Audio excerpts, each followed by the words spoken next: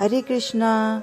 मैं कृष्ण सखी गीता के 9वें अध्याय के महात्म के साथ भगवान शिव कहते हैं, पार्वती अब मैं आदर पूर्वक 9वें अध्याय के महात्म का वर्णन करूंगा। तुम स्थिर होकर सुनो।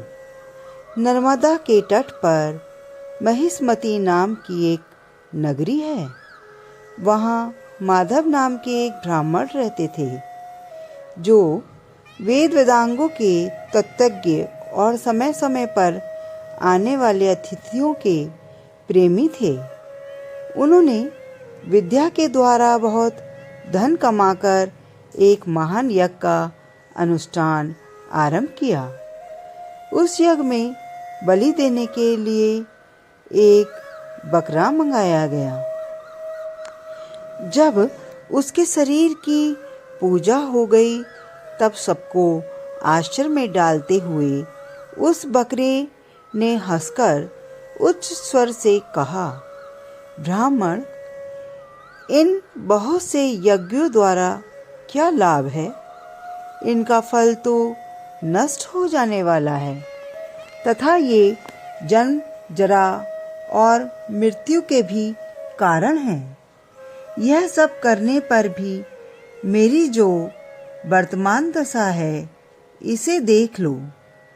बकरे के इस अत्यंत कौतूहलजनक वचन को सुनकर यज्ञ मंडप में रहने वाले सभी लोग बहुत ही विस्मित हुए। तब वह यजमान ब्राह्मण हाथ जोड़कर अपलक नेत्रों से देखते हुए बकरे को प्रणाम करके आदर के साथ पूछने लगे। ब्राह्मण बोले, आप किस जाति के थे? आपका स्वभाव और आचरण कैसा था? तथा जिस कर्म से आपको बकरे की योनि प्राप्त हुई, यह सब मुझे बताइए। बकरा बोला, ब्राह्मण, मैं पूर्व जन्म में ब्राह्मणों के अत्यंत निर्मल कुल में उत्पन्न हुआ था। समस्त यज्ञों का अनुष्ठान करने वाला और वेद विद्या में प्रवीण था। एक दिन मेरी स्त्री ने भगवती दुर्गा की भक्ति से विनम्र होकर अपने बालक के रोग की शांति के लिए बलि देने के निमित्त मुझसे एक बकरा मांगा। तत्पश्चात जब चंडिका के मंदिर में वह बकरा मारा जाने लगा, तब उस समय उसकी माता ने मुझे शाप दिया, ओ ब्राह्मणों, मैं नीच पापी, तू मेरे बच्चे का वध करना चाहता है, इसीलिए तू भी बकरे की योनि में जन्म लेगा। द्विज श्रेष्ठ, तब कालवश मृत्यु को प्राप्त होकर मैं बकरा हुआ। यद्यपि मैं पशु योनि में भी पड़ा हूँ, तो भी मुझे अपने पूर्व जन्मों का स्मरण बना हुआ है।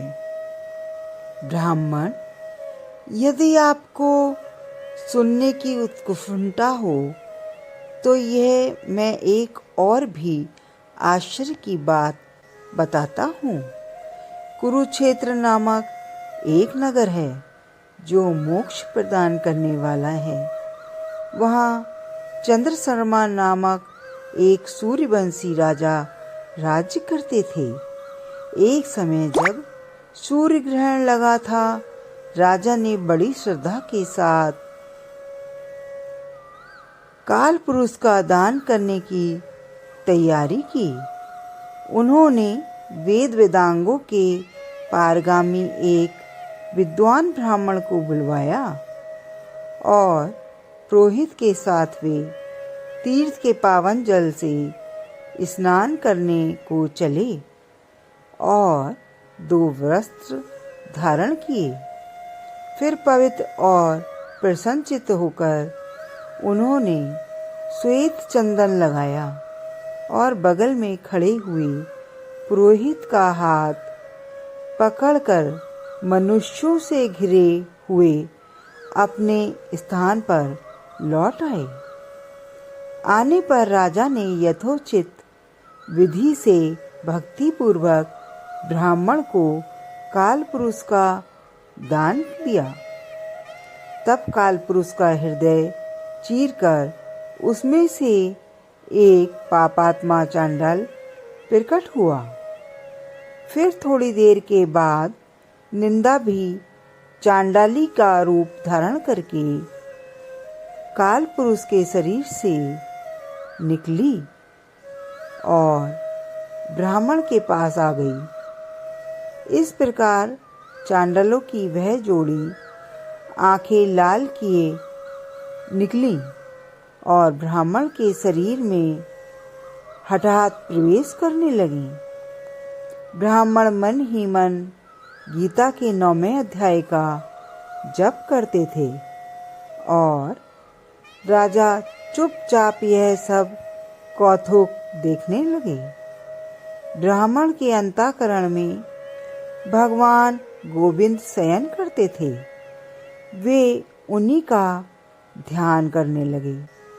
ब्राह्मण ने जब गीता के 9वें अध्याय का जप करा और भगवान को ध्यान किया, उस समय गीता के अक्षरों से प्रकट हुए विष्णु दूतों द्वारा पीड़ित होकर वह दोनों चांडाल भाग चले।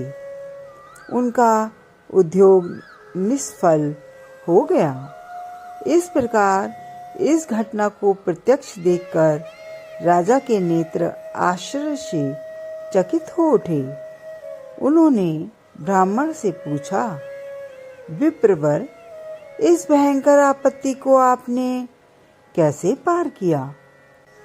आप किस मंत्र का जप तथा किस देवता का स्मरण कर रहे थे? वह पुरुष तथा स्त्री कौन थी? वे दोनों कैसे उपस्थित हुए?